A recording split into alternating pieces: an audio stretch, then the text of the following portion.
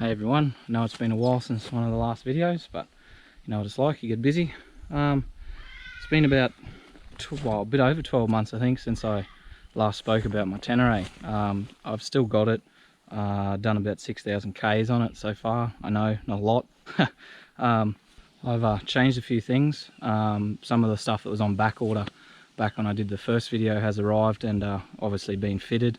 I've had some time to ride it, drop it, test everything out, so I just thought I'd walk you through what's changed on it and let you know what I think of it. Okay, so first of all, might as well start at the front. The headlight protector, the genuine Yamaha one, it's rocked up, really easy, simple to fit, remove, clean, etc. Already paid for itself. I've already heard a few good rocks and that hit it. Second of all is I found a company, I will link it in the description, but yeah, it's basically a mount that replaces the screws, gives you a little adjustable knob so that you can just undo it and adjust your screen. So yeah, you can just slide it up and down so you can go back to stock height, or you can go all the way to full touring spec, I guess. I've sort of played around with it a little bit. It sort of depends on the wind and the day, but anywhere from about there to all the way up seems to be pretty good if I'm doing longer distance stuff. But yeah, I'm still sort of playing around with it, trying to work out where I want to sit it basically. Another thing I've changed is tyres. I've gone with the Midas E13 on the front. Feels awesome off-road. It's a good compromise, nice and flat, so when you're on the road it's smooth. You can't really feel the knobs on the road, so it's comfortable, relatively quiet, handles well both in the wet and the dry on the road, so can't fault it there. I went for the E10 on the rear. It's sort of, to me it seems like it's a little bit more road, nearly 50-50 really. It's worn pretty well. I've been pretty hard on it just to see how long or how little it will last. So far I've done probably about 3,000 Ks, and I don't know if you guys can see that or how well you can see that, but there's still a fair few mils left on the tread. Off-road it's a little bit slippery, but you kind of get that if you're going to be doing 50-50 tyres. I might even try the E09 next. Just it seems like looks like it's a little bit more aggressive, but I'll try that when this one wears out and let you know how it goes. The crash bars rocked up. These are Cross Pro crash bars. They're all alloy, so they're nice and light, but they mount down onto the bottom here. They go in under your radiator and they meet up in the middle, so they're proper solid when you fall off, like I do a lot. I also put the Barkbuster external bar weights on the outside, just took a little bit of vibration out of the handlebars. It feels a lot better. Moving into the cockpit, I still haven't done anything about the bobble. I think I'm just gonna put some foam down in here and see how that goes. I've kind of just gotten used to it over time. I've put a RAM mount on here for your phone, holds your phone, works well, doesn't really seem to go anywhere. I've added Airhawk seat cushions to the bike. I found just on the longer journeys, especially a lot of sitting down, the old seat would start to wear a bit thin on the behind.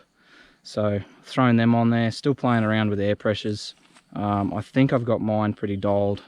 I need to get the missus out to try hers again. But yeah, they help a fair bit, which is good. Just gives you another sort of extra piece of padding. If you're only going for a single, it's definitely a bit cheaper than buying a whole new seat, aftermarket seat. I've been looking at seat concepts, but I don't know, sort of a lot of mixed reviews with most of the aftermarket seats, because obviously everyone's a little bit different. It's just a lot of money to fork out on something that I'm not sure whether I'm going to be happy with. So I've just compromised with the Airhawks for now. I'll make a decision down the track if I need to, if I want to replace the seat, or maybe just even get someone to reupholster it, or even I just have a go myself, but we'll see what happens. So I've thrown the anti-straps bags onto the pannier racks that I had on there in the last video 12 months ago. These have been on here probably 8 months out of that 12. Yeah, pretty good, fair bit of storage in them. I'll just open that so you guys can have a look. Keeps a lot of water and stuff out, they're good. But yeah, as you can see, they're a nice deep bag, and pretty open as well if you need to put a lot of gear in them. But I know that you can fit nearly a whole carton of beer in one of them, so pretty good, fair bit of storage. Moving around to the back, I've gone for the B&B off-road rear rack with the additional pillion handles. Awesome for tying stuff down with the handles, and then plus when I've got the girlfriend on the back, she can grab them and hold on to that instead of me for a stretch or a break or whatever she wants to do.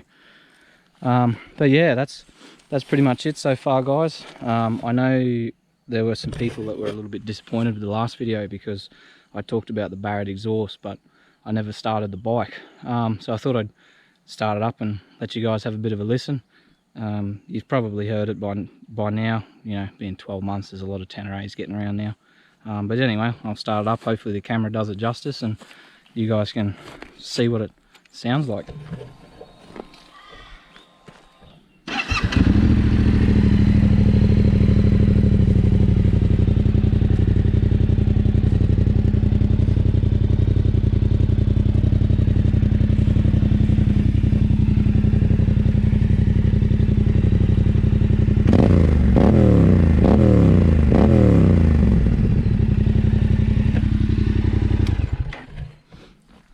So yeah, it sounds pretty good. I'm happy with it. It's a nice Australian made product. It's half the price of most of the competition.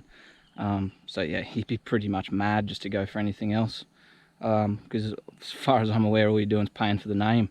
But yeah, so far still happy with it. Good bike. I want to put some more Ks on it. Oh, that was the other thing. I've found a cruise control, aftermarket cruise control. It's by Mick Cruise in Victoria in Australia. So Australian company. I'm yet to put it on, so once it's fitted, I take it for a bit of a ride. I might do another video and let you guys know what I think of it, just initial thoughts, and then after I've used it for a while and put some time into it, if you guys are interested, I'll do another video and let you know how it is sort of long-term kind of thing. But yeah, so far very happy with the bike. Yeah, definitely want to do some bigger trips on it, but yeah, just work and time off at the moment's a bit hard, especially with the old COVID thing getting around. So definitely puts a bit of a spanner in the works. But anyway, we'll take it on the chin, and there's plenty more days in the year and we'll see what happens. But yeah, till next time, take care, and I'll see you in the next video.